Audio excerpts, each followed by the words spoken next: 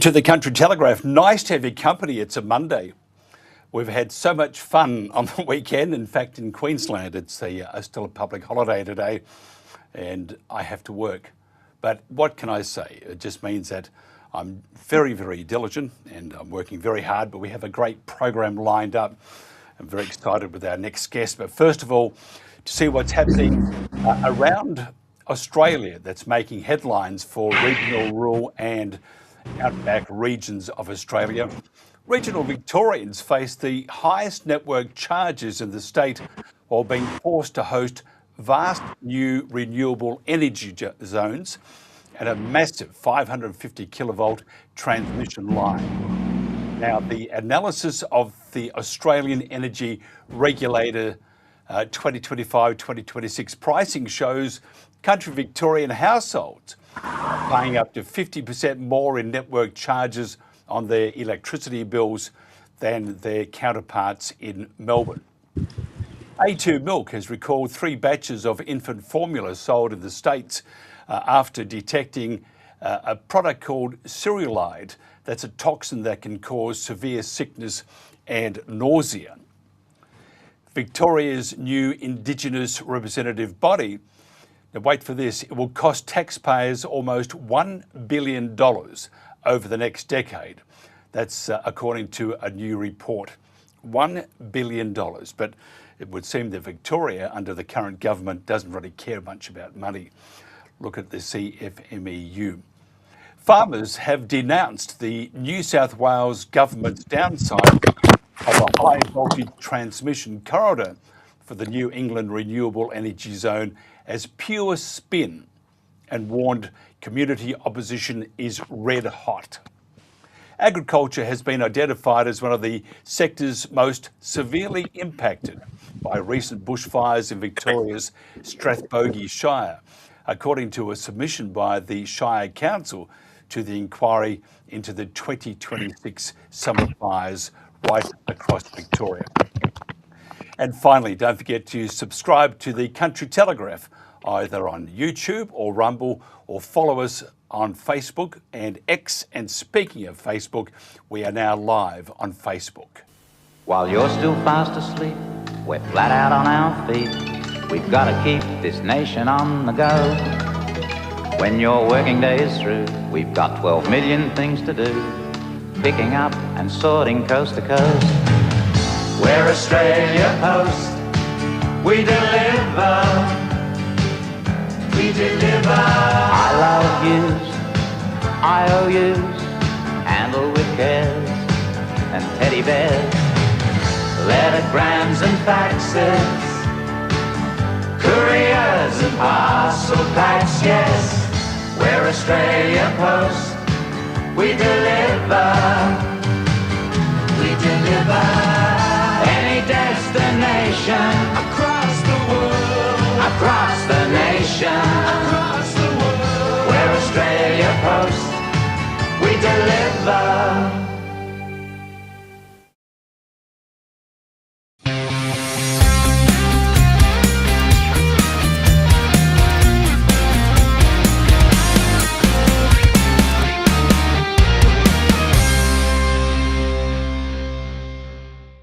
Welcome back to the Country Telegraph. Nice to have your company. I'm Mike Ryan, shortly Michael McCormack.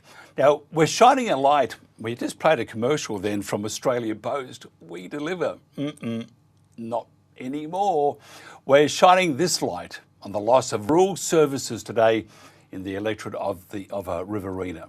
The federal member for Riverina is the Honourable Michael McCormack. Now, Michael has lived and worked in the Riverina district all his life.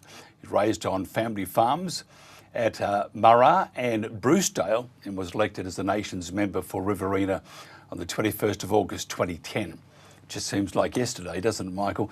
Following the 2013 federal election, Michael held many senior roles and portfolios.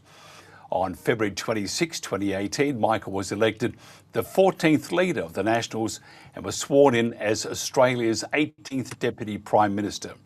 On the 16th of March 2026, Michael has been appointed, or was appointed, the Shadow Minister for Water and Shadow Minister for Veterans Affairs. Prior to entering Parliament, Michael began professional life as a journo. Got out of that one quickly and safely. He's also co-founded a media and publishing small business in Wagga Wagga, which he owned and operated in partnership until he was elected to Parliament in 2010. Michael, thanks for joining us. Well, thank you very much, Mike, and I apologise. I'm now joining you from the front seat of my Mobile car in Twynham Street near the junction of the Newell and Sturt highways. Very much live television. I was outside. I had it set up on my bonnet and a huge wind came up and I only just caught the iPad. So I do apologise to your viewers, but you've got me live from the front seat of my car. No, we refer to that because to hell with the expenses. That's our mobile studio. Exactly. Well, I spend enough time in it. I do thousands of kilometres literally every week. The electorate stretches from Madong to the southern reaches of Illawarra these days. So it's a massive electorate, the Riverina. But right across the Riverina, Mike, you're right. People demand and expect and deserve services. And in Grenfell, population 3,600 last census, they're now going to look as though they might be without a post office. Now, I know expressions of interest have been sought by Australia Post for that licensed post office at Grenfell, which has been operated by good people for a number of years, but they've decided to give it away. And what we now face is the prospect of not having postal services at Grenfell. Now, that mightn't just seem so bad for some people in city, but it's not just parcel and letter deliveries. It's also their bank. It's also sometimes that where they pay all their government fees and services and insurances. The post office is the heartbeat of a country community. In a place the size of Grenfell, take away their post office and you take away, in many cases, their ability to have contact with the outside world. I know that might seem extreme, but it is the truth. And in a place where Henry Lawson became famous, his birthplace, simply not good enough. And I do hope that Australia Post pulls out every stop to ensure that postal services can continue at Grenfell. Can you just, before we get into that, and I think it's disgraceful, by the way, I came from a place in Victoria called Sunraysia. My town had, we had a servo and a mechanic and a store. And then we moved up, we went to a place called Redcliffs, which had a few more shops than that. But, and I know the area well. Oh, they're very important. These are sort of like the conduit with the community. Take that away too. Not only does it affect business, it also affects people's lives and that community integration and stuff. But before we get into that, though, what about this fuel crisis, which your no, I won't say buddies, your across the aisle sparring partners. They're doing a very bad job right now, and they've put us into a situation which we shouldn't be in. How's the Bush handling it? How are they handling this? Not just the lack of fuel, the increase in cost, but the big evil thing hanging over their head, saying you may not have any fuel very shortly. Well, I'm at Narrandera at the moment. Now they're spruiking the fact that they had 34 mils of rain over the weekend, which is fantastic because it has given them some respite from a prolonged dry spell. But they don't have diesel to be able to fill their tanks, to be able to get their tractors and other sowing equipment onto their paddocks to put in the winter crops. And it's sowing season at the moment. Now, the government continues to tell us, Chris Bowen continues to talk up the fact that there is supply in Australia. Prime Minister Anthony Albanese has been to Brunei and Malaysia and secured some fuel going forward. Well, that's his job. Good on him for doing that. But Chris Bowen has also tasked Anthea Harris with the job of being the petrol productivity person, the fuel czar, if you like. Well, she's already doing the Water Act review, so she's a busy enough person. I don't doubt her talents, but she's doing Chris Bowen's job as well as hers. The supply might well be there, but the distribution is not. And the accessibility and the availability of fuel, let alone the affordability, is simply cruelling our farmers at the moment. Not only our farmers, but also our transport operators who cart the goods right around Australia. So that's a double whammy for regional Australia, and it's a very bad time to do it because it's sowing season. Now, if they can't get the crops in by the end of the year, when they should be harvesting those winter crops, we're going to have a food security crisis, and a food security crisis equals a national security crisis. So this is a problem, and we have Chris Bowen out there telling the world that, yes, supply is okay. Well, that might all be well and good, but distribution is not.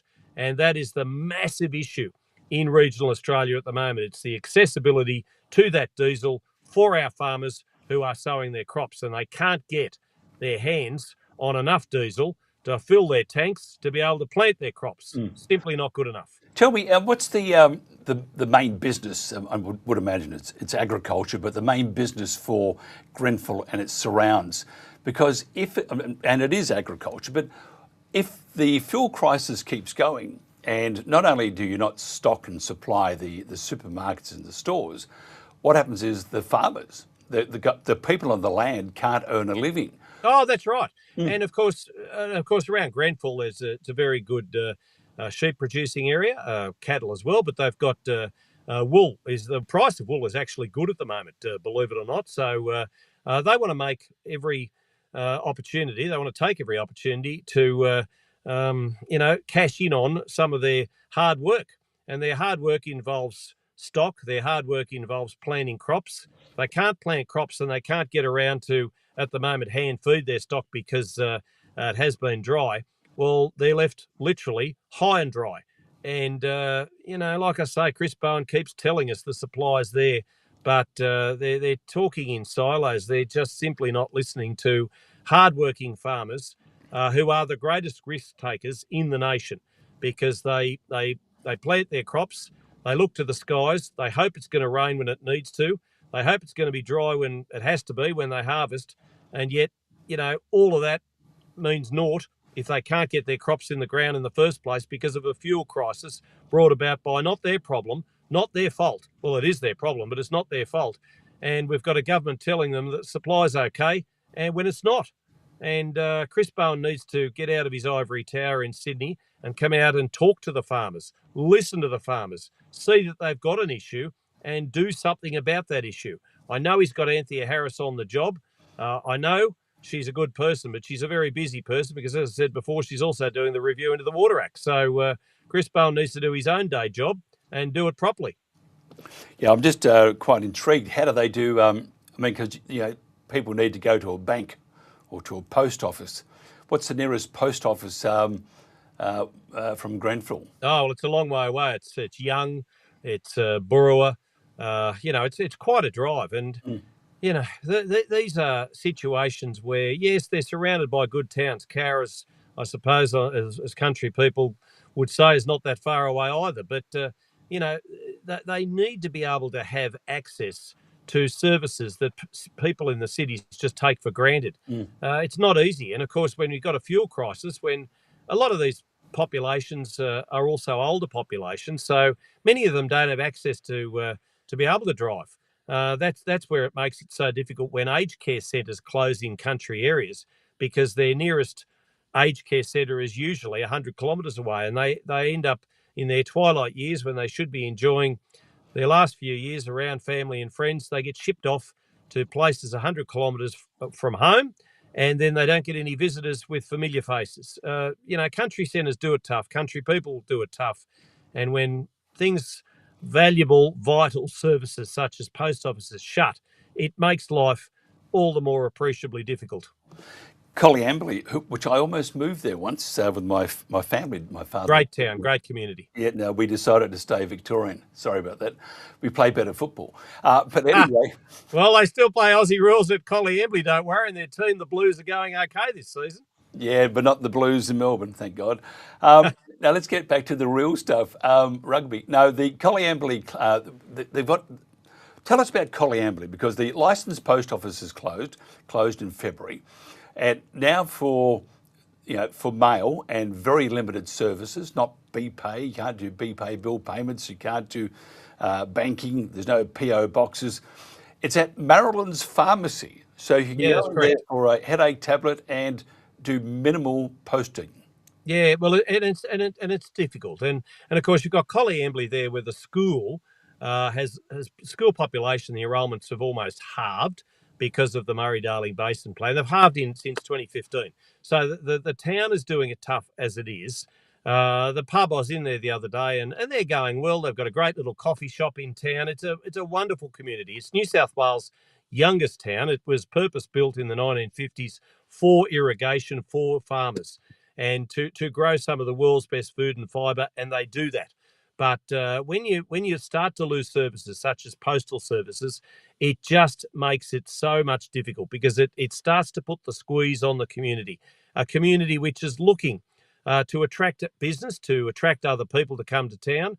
And I appreciate that, irrigation farming, the technology that they use and those sorts of things have got bigger and better, and corporate farms sometimes have moved in. So I get that, you don't need as many people on the tools as you once did farming, but still in all, the Murray-Darling Basin Plan has taken a lot of water out of the community. And when you take productive water out of a community such as Colliambly, you take kids out of school, you take customers away from the coffee shop, you take customers away from the hairdresser, and the whole town diminishes. And it's simply not good enough. This Murray-Darling Basin Plan, we need a commission of inquiry, and we need to make sure that there are no more buybacks. That's what the coalition policy is. I've put that through shadow cabinet. I was the one who moved the disallowance motion on the Murray-Darling Basin in 2012. I'm only one of two parliamentarians left who voted against the whole plan in the first place. It's been a crock.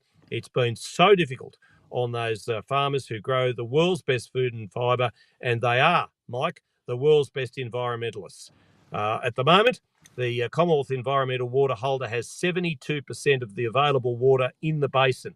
They are the nation's biggest environmental holder, obviously, and the nation's biggest irrigator, but they don't have to account for every drop of water like our farmers do. And at the moment, Colliambly farmers are doing it tough like a lot of others in those river communities.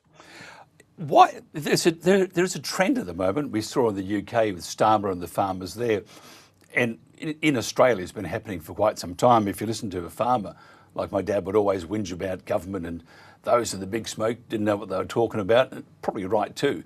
Dad was right. Listen to Dad. We need more like you in the capital city too, by the way. But I'm just thinking though, why it's very aggressive, the approach to farmers farming their rights, their livelihoods, their heritage. And if you look at Victoria, and there's an election coming up shortly, and I still worry about, by the way, Jess Wilson for the Conservatives, because she's still on that wokey sort of page. Oh, she's all right. Don't worry about Jess. I had dinner with her the other night. She's all right. She's got some good people around her, and Danny O'Brien and the Nationals will sort of set her straight if ever she strays from the beaten path. No, Jess is all right. All right. We'll wait and see on that one. But I'm just thinking, though, if New South Wales, Victoria, WA, other parts, Queensland, sort of mellowing at the moment because of the Conservative Party in power. But why the attack on farming? Why the disregard? Who would know? I mean, you've got animal activists out there who want to stop farmers from producing the world's best sheep meat and beef and everything else. I mean, the pork. You've got animal activists breaking into farms. They get no more than a slap on the wrist from the magistrates when they get caught. You've got the government wanting to buy back all the water and take away the water out of the consumptive productive pool. It is so tough for our farmers at the moment. And then, of course, they've got the vagaries of the weather. We've had a prolonged dry spell, particularly in southwest New South Wales. Governments haven't been interested in helping them. They've had to hand feed stock, particularly up in the upper Murray area, where they have some of the best Murray greys, and that's where the breed was actually first produced. But so many good Black Angus and Hereford cattle up there, and they've had to hand feed those. It's been so tough, and yet Tara Moriarty in the New South Wales side of things, and Julie Collins in federal, in the agriculture minister there, just haven't been that interested in helping out our farmers for travel subsidies and the other things that they've requested to just help them get by, to make ends meet until the rains come again. Well, we had a little bit of rain on the weekend, but for some it's too little too late. For others it hasn't been enough, and they're looking to the skies for more rain. But it is hard, and we've got city-centric, as you say, governments in there at the moment, both in Macquarie Street, New South Wales, in, of course, Spring Street, Victoria, and in Canberra, it's difficult for our farmers. We've got governments which don't care about the regions. They haven't put the right infrastructure in place.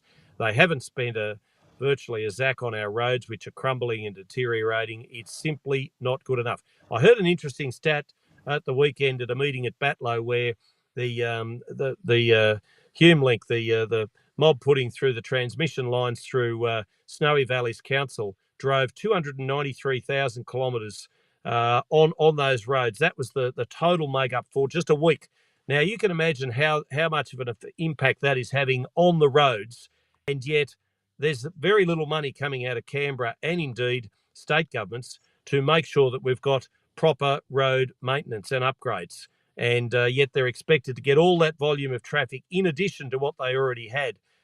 It's hard for the local councils to keep maintaining those roads when they're getting such usage, particularly by heavy equipment coming through, putting the transmission lines in to help deliver power to the cities. So it's time Canberra and Melbourne and Sydney started paying a bit more attention to country people and our needs and wants to make sure that we can keep sustaining them as far as energy, food, resources are concerned, and making sure we keep the economy ticking over, because it's actually out here where the action happens to help prop up this nation. Can I ask you a question? Do you have your tambourine ready and all the other pollies in Canberra? Because I'm just thinking about Snowy 2.0. The blowout is fatal and we're going to have to raise some money or bin it. What do we do? Well, it's not just Snowy Mountains. Look, I think we need to have a good infrastructure in place. And of course, Snowy Mountains was supposed to be continuing on the hydro scheme that was so successful back when the migrants came out post-war and built what was one of the world's greatest infrastructure pieces. But it's not just Snowy 2.0. It's also the NDIS, which has blown out in the order of billions of dollars. There needs to be a full audit of that. I know Jacinta Nampijinpa-Price is asking for a full audit of Indigenous spending, and that's probably necessary as well. There are so many areas of endeavour where the government needs to rein in. But the trouble is with the NDIS, they'll take it away from the people who most need the service. They're the most vulnerable. They'll still give it to the rent seekers and the grifters and the shysters who've cottoned their way into this system and made sure they're sucking the life out of it, those leeches who are bleeding the system dry. And we're still going to be seeing a lot of money spent on a lot of areas which, quite frankly, need a complete audit, a complete overhaul, but don't expect this mob from Labor to do it. Yeah, I think they're appalling, and I always try and get down the middle, but I can't do it. They're doing terrible things to the bush right now, and if you destroy the bush or destroy people's lives, it's the flow-on effect too. Because it is absolutely. And the bush was once respected. It was once respected. It was once given a lot more credence than it now is. But we've got so many teal voters who wouldn't, quite frankly, know if their backside was on fire, let alone where their food comes from. And unfortunately, they're outnumbering us in those city electorates, which I could throw my handkerchief over. And yet you've got country electorates which are just getting bigger and bigger and bigger. And they're still expected to support the country the way we did in the past. And you know what? Country people will, because that's what we do. But what's happening to Australia? Take away the country bit. It's not how Australians should act. It's not how we were. Yeah. How do we get back our sense of community? Well, Warren Truss once told me, the former Nationals leader, that quite often city people would send their kids out to the farms, their cousins in the bush, and they'd have that country experience when they were growing up. That doesn't seem to be happening these days, Mike, and a lot of city kids don't ever get out to see the bush. It's unfortunate because, we need to be better as a nation in these sorts of regards. We need to have more of an appreciation of what actually happens in country areas, but kids don't have the lives that we did, you and I, when we were kids. They don't have that bush experience. They don't have the sort of we're not reared the way we once were. And I mean, I know it starts sounding like an old man when this happens, but it is a problem. Yeah, I totally agree with you. We should do this more often, because I think I'd love to. Yeah, and you can. I'll send you the membership details for the St Kilda Football Club. Ha ha ha!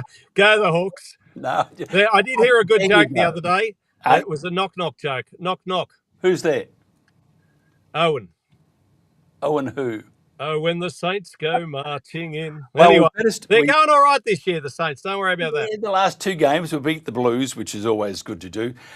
If somebody wants to find out more about you, Michael, or have a bit of a chin wag, how do they do that? Well, they go to michaelmccormack.com.au. They can contact me through my office, and always love to chat to people of good intent, good heart, and who love the bush. Yeah, Michael, I'll have to buy you a beer when I pass through there. Sounds good. Far away. Actually, you'll make me keep to that too, won't you? Absolutely. Good on you. Good on you, mate. Thanks, This Mike. is the Country Telegraph. That's the Honourable Michael McCormack MP. Great guy, and has his finger on the pulse there, especially in the Riverina area and the bush. Coming up next, we'll talk to Penny Scott here on the Country Telegraph.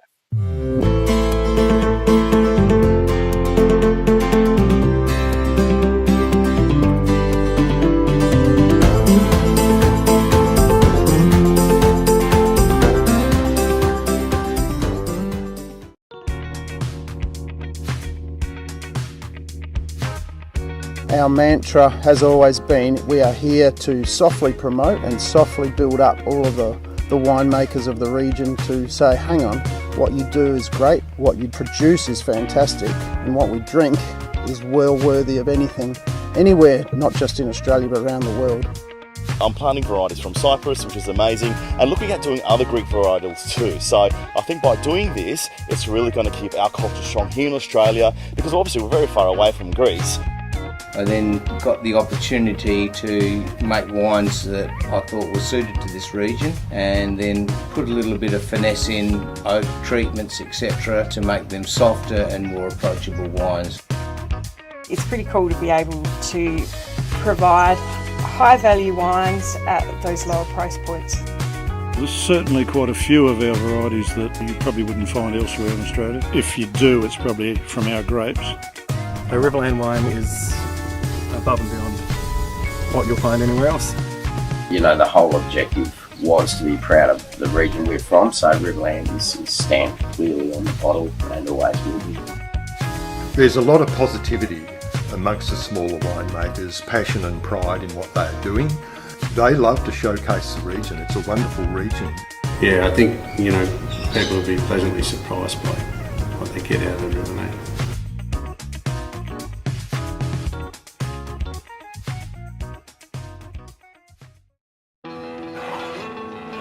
Buy Australian made, and you're backing local jobs, a stronger economy, and the way we live right here. Australian made, made right here.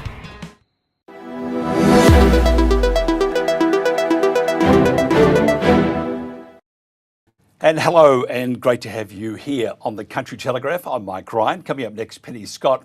Now, Penny Scott has been gardening with nature for more than 50 years, growing many of her foods, including raising pigs, dairy cows, ducks, and in extensive vegetable gardens, which we're trying to plant at the moment next to the pool. Well, watering hole anyway. Good luck with that one. Might have to get some tips from Penny, I think.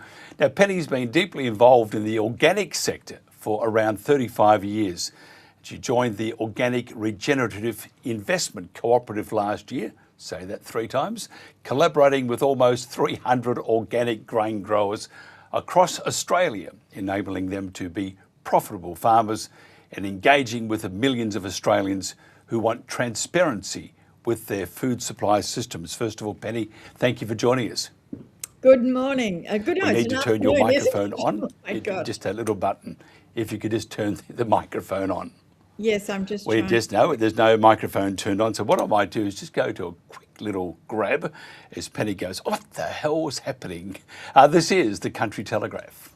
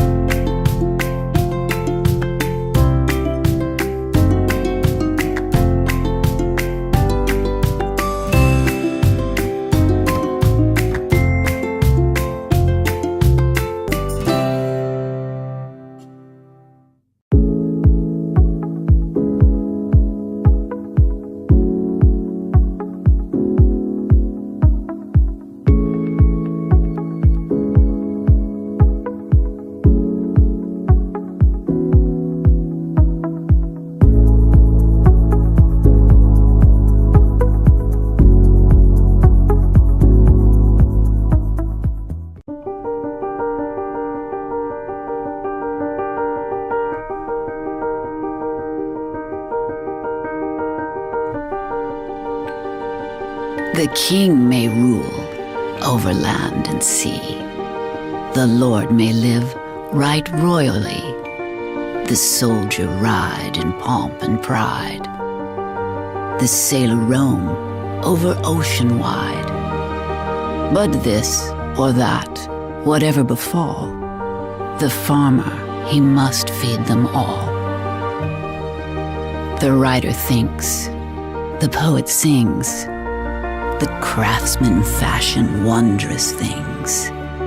The doctor heals, the lawyer pleads, the miner follows the precious leads.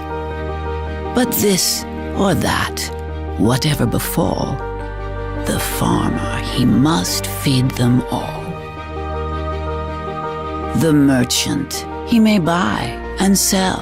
The teacher do his duty well. But men may toil through busy days, or men may stroll through pleasant ways. From king to beggar, whatever befall, the farmer, he must feed them all. The farmer's trade is one of worth. He's partner with the sky and earth. He's partner with the sun and rain, and no man loses for his gain.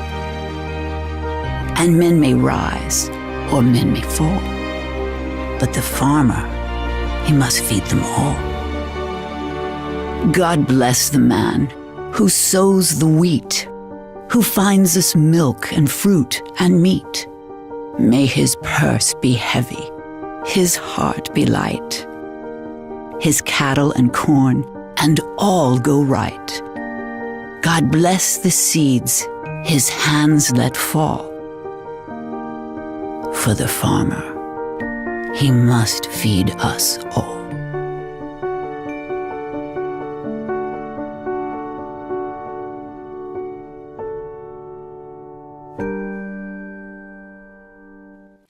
And welcome back to the Country Telegraph. We've just put the, I think, 40 cents we put into the public phone system.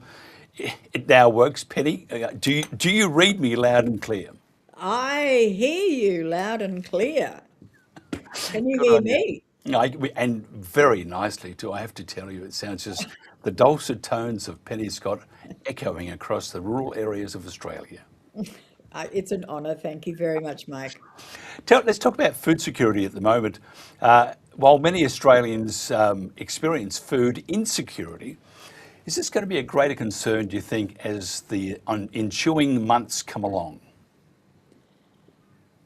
It depends on how you look at it, who you talk to, and what each individual is willing to do about it. Now, over the past 30 years, with the rise of the duopoly supermarkets, we've been encouraged to leave it to the market, as they will always find a cheaper and most effective way to bring food. And it's a very profitable way of doing business. And while we do that, we are in their hands. We're completely tied because they choose what is going to be on their supermarket shelves. So if they want to have an imported product which is cheaper than being made in Australia, they'll do that because they're interested in profits. So we have to take some personal responsibility about how our future can look. And what do you think about making the highest quality food a priority in your life and not giving in to convenience? Well, I think quality, isn't it funny? After our last conversation, we made a beeline to some very fresh, there weren't markets. Well, it was a market, but it was a commercial market, but it was much, much better.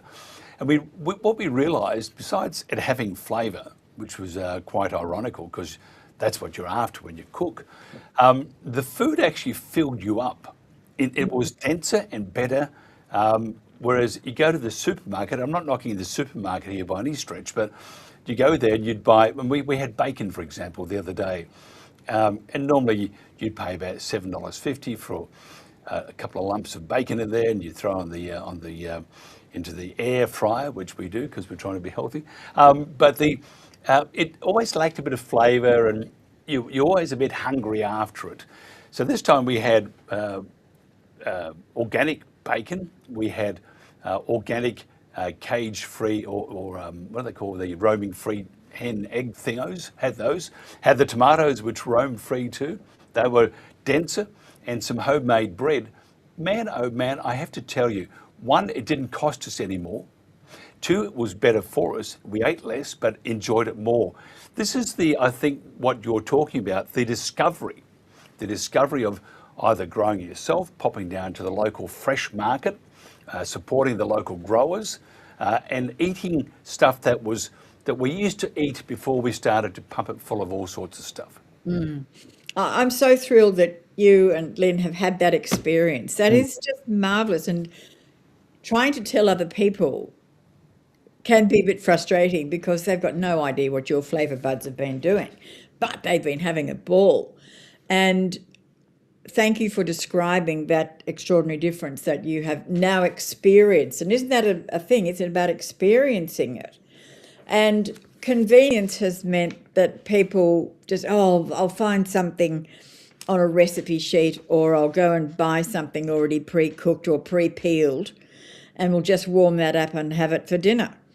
And the cost of convenience is such a sneaky way for people to become unwell because they get stuff that's quick, not necessarily nourishing.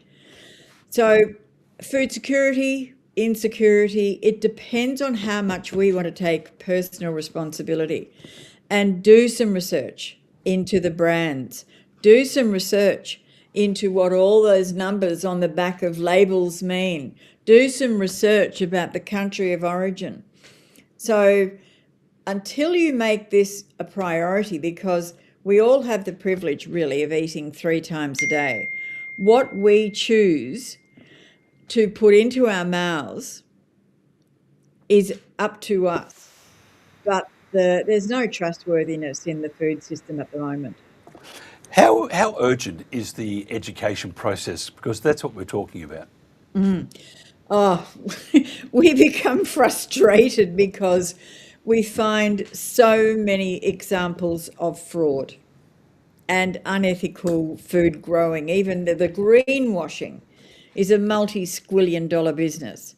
And people will say anything and get away with it. Why is that so? Because our regulators, those who are supposed to be looking after us in fair trading and consumer law and the ACCC, because they choose not to do their jobs or fulfil their roles. The agency, the Food Safety Australia New Zealand, which is a federal government agency, honestly, what they consider to be safe is contributing to massive cases of non-communicable diseases, all these lifestyle diseases, 90% which are preventable, but because these foods, ultra-high processed foods, are labelled safe, people eat them. You know, the snack food market is massive. Ultra-high processed, I don't call it food, I call it crap, masquerading as food. But people can buy these things at supermarkets, service stations, news agencies, corner stores, even some garages have these snack foods. They just sit there and you all grab one. And it's ultra high processed food. So not only is are the ingredients poisonous when you eat them constantly, but they're contributing to chronic diseases the whole time. But the availability of them makes them so easy. Yeah, it does. And I've fallen for that trap too. But as I said, and we've always known, because I'm from the bush anyway, so my wife's from the bush, we always knew that, you know, we needed to eat better. But you get into a habit, don't you? You have, I mean, here's something that's really odd in our days, and even in many countries around the world, they have that set time to eat, to talk to the family, to find out what happened in the day. What are your thoughts? You spend a bit of time cooking and stuff. I find and most definitely in Australia, that most people off to the supermarket, buy the packaged food, buy something quick, put it on quickly, cook it quickly so it's not done right, and then sit in front of the TV and not communicate. And that's where food and it's like a communication process. And if you go back hundreds of years, this is what drew communities together, was food, family, friends, neighbours, and wasn't that area and that area, it was all part of the same process. Tell us about your organisation, because you're trying to make it, you're trying to bring a lot of this back, better food, better communication, good value and so forth. We're actually concerned about the well-being and health of Australians.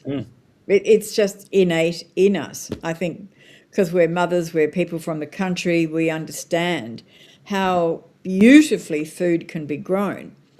And these days, you just got to follow the money. And so there's a wonderful organisation called Slow Food, and it's about the conviviality of sitting down to celebrate. We always have a meal. You think of so many of the social occasions that we enjoy, and it's all around food. It's at a celebratory table.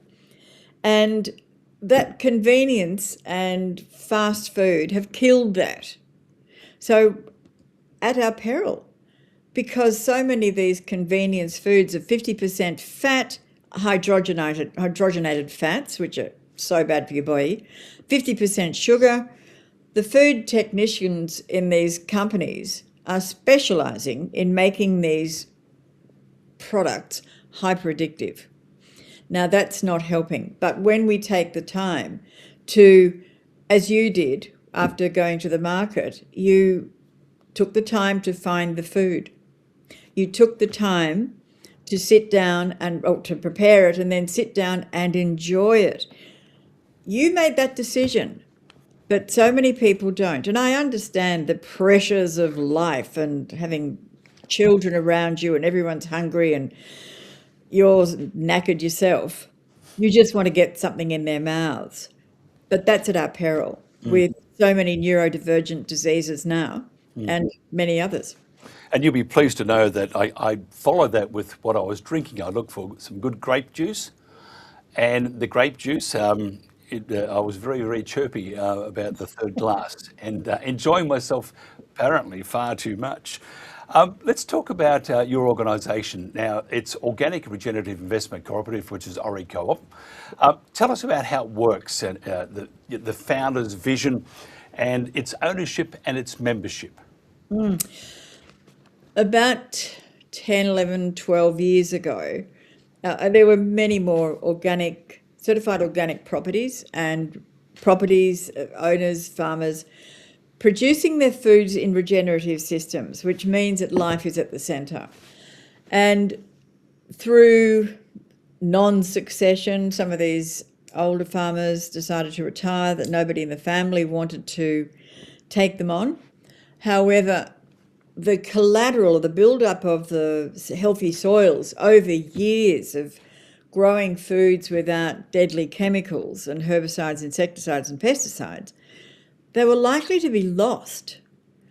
And so then the other owners, chemical farmers, would move in and just completely destroy all this beautiful collateral that had been carefully developed over sometimes decades. And so the Organic Regenerative Investment Cooperative, literally as the name says, was founded to purchase some of these properties so that they weren't lost into the chemical system. And that's been growing ever since then.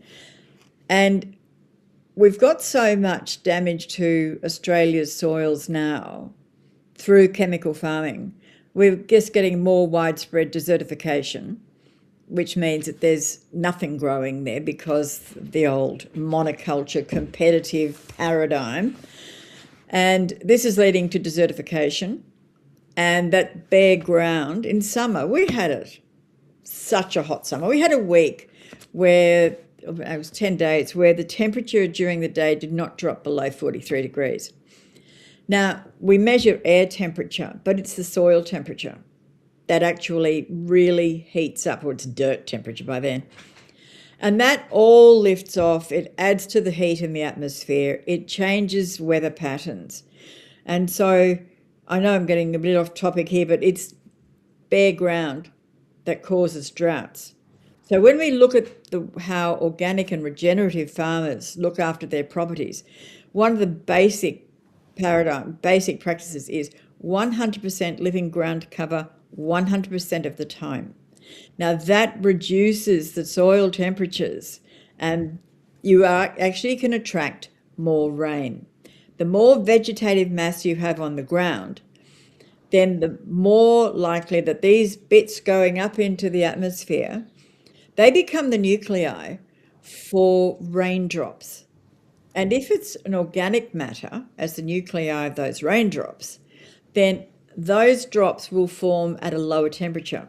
But if it's an inorganic substance, like dust, they go up higher and higher into the atmosphere, and it takes longer for that nuclei to have a raindrop gathered around it, and then it's colder. So when we have a hailstorm, think about this the next time. Think about now, where is all that inorganic nuclei material come from? And it'll be bare ground.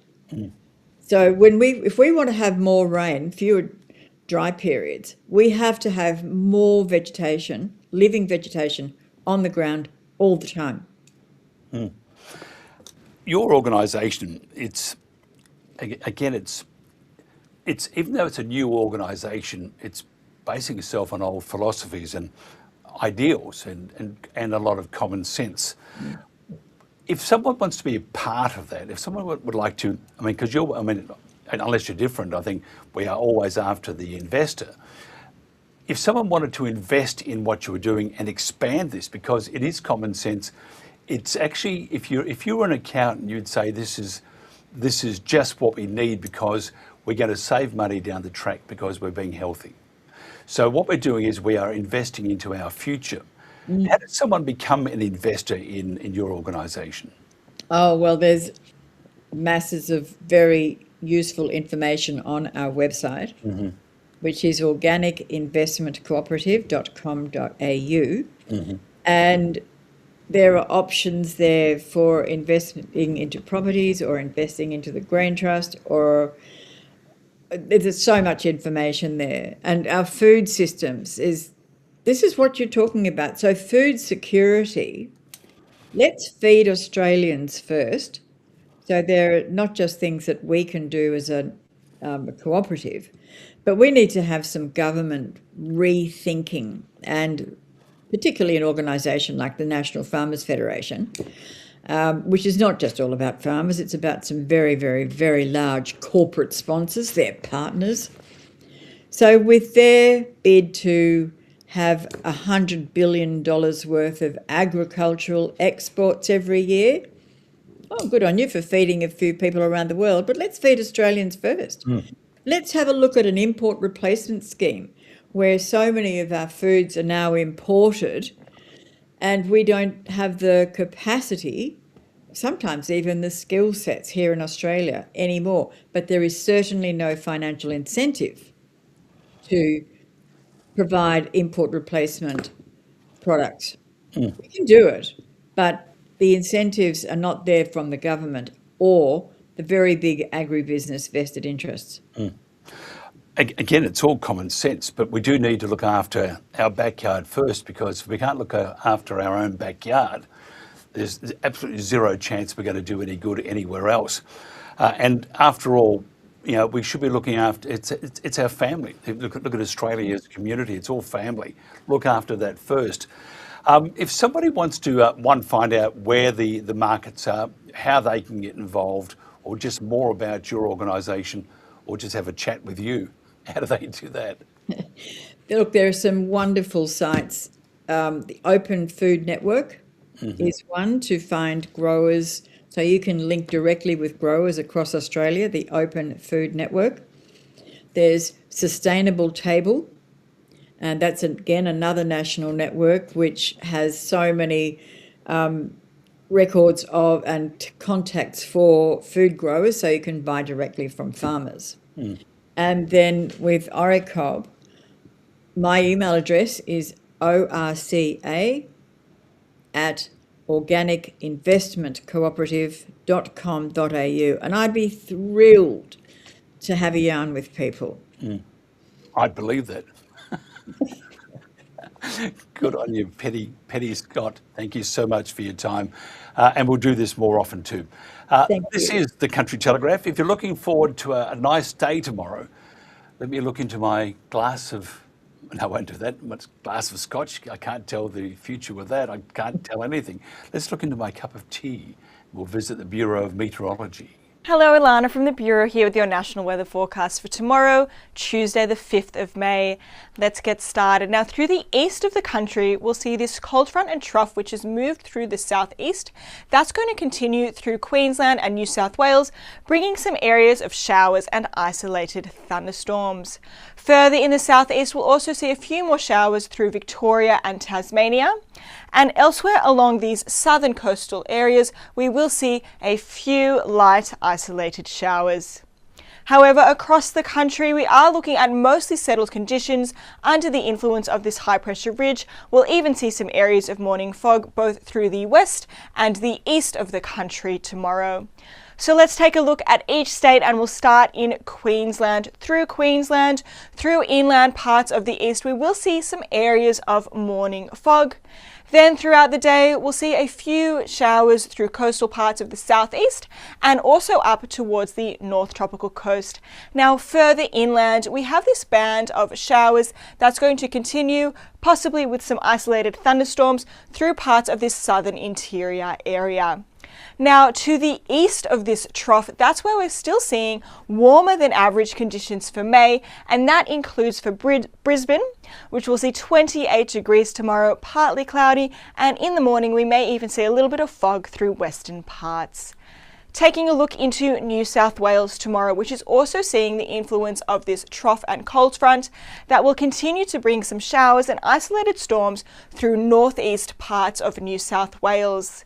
It is, however, very different further south, where it's mostly settled. We could even see some areas of morning frost through elevated parts. So it's going to be sunny and dry through both the south and inland parts of New South Wales tomorrow. Sydney will be sunny with a top of 25 degrees and Canberra a little bit cooler with 18. Through Victoria, we have a few showers lingering through the south here and also up towards the ranges with the passage of this little trough here. Now later in the day, those showers will contract further south. With this generally southwesterly flow, we're looking at cool to mild conditions for Victoria tomorrow. Melbourne will see a top of 18 degrees and a possible shower. However, the shower is most likely through eastern parts and up towards the Dandenongs. In Tasmania, we continue to see this westerly flow. That's bringing showers through western parts of the state, with just some isolated spots of showers elsewhere expected.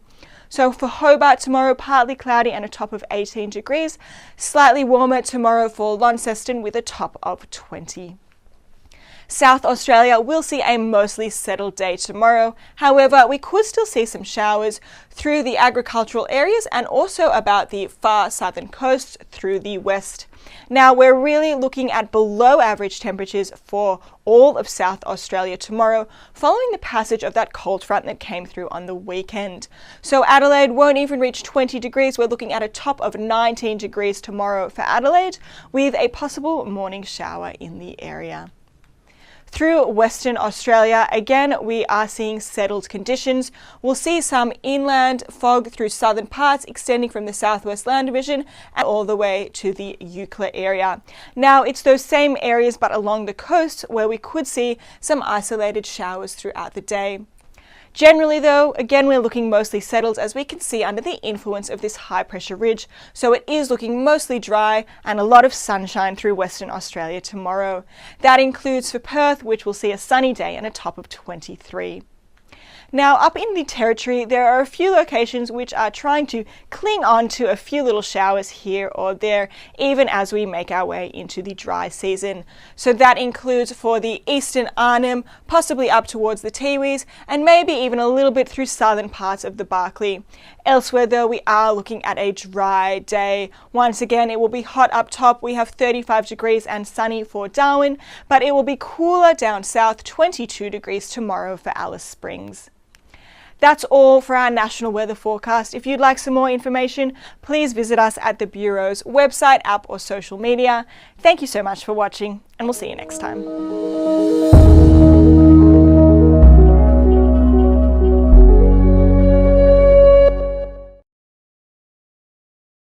And that's it for the Country Telegraph. Nice to have your company, by the way. Tomorrow we'll do it again.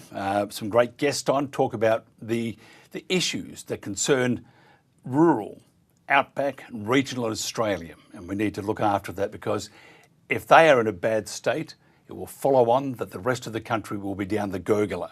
So we need to do the right thing with our people on the land in those remote places around Australia. They are doing an amazing job, and they are punching way above their weight. Until tomorrow, have a good one. Be safe, be kind to your neighbours, and be kind to yourself.